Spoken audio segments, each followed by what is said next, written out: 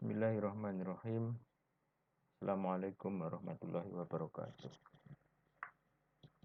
Kita bertemu di video ini untuk membahas pengertian hukum acara pidana Islam. Pengertian hukum acara pidana Islam nanti akan kita bagi ke dalam bahasan tentang hukum, kemudian hukum acara dan hukum acara pidana Islam.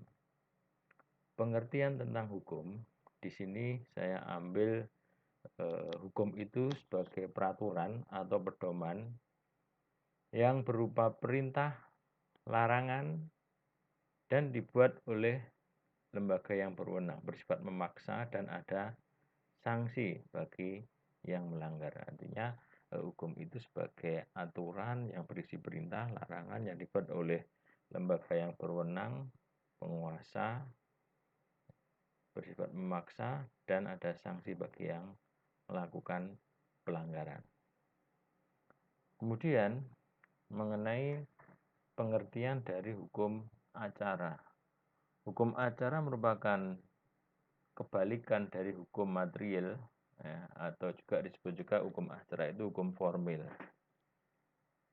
Di mana yang namanya hukum formil itu berisi aturan-aturan tentang tata cara mempertahankan hukum material. Ya, kita ketahui ada pembagian hukum itu ada hukum formil, ada hukum material. Kalau hukum material itu berkaitan dengan perbuatan-perbuatan yang termasuk atau dimasukkan ke dalam kategori-kategori pidana tertentu, apa itu pidana perdata, perkara perdata ataupun pidana. Sementara kalau hukum formil itu hukum tata cara, hukum prosedur. Misalkan hukum material pidana, ada pembunuhan, pencurian, pencabulan, penganiayaan, dan lain sebagainya. Nah, ketika ada pencurian, kemudian si pelaku itu tertangkap, bagaimana cara memproses supaya si pelaku itu sampai berakhir ketika terbukti berarti dia harus mendapatkan hukuman, kalau tidak terbukti berarti dia harus dibebaskan. Nah, tata cara supaya si pelaku itu sampai pada pemidanan atau tidak, itu butuh yang namanya hukum acara atau hukum formil.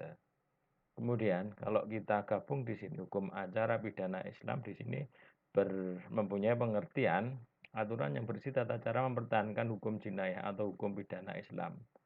Hukum jinayah artinya ini hukum yang berasal dari syara, ya, yang berkaitan dengan harta, jiwa, dan yang lainnya.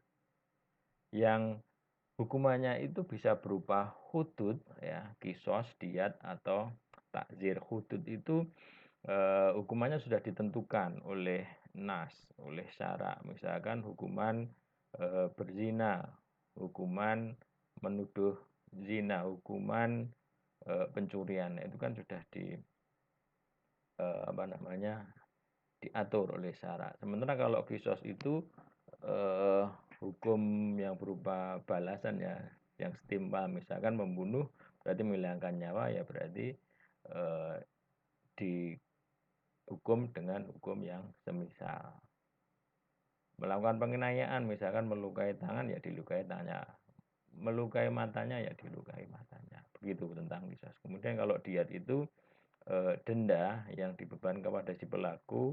Dalam hal ini ketika terjadi pembunuhan, contohnya ya, ahli waris itu mengampuni atau memaafkan si pelaku. Nah, si pelaku tidak harus dikisos, ya, tetapi membayar denda atau diat kepada ahli warisnya. Kemudian ada takzir yang hukumannya itu selain dari hudud atau yang tidak termasuk dari hukuman hudud atau kisos. Nah, inilah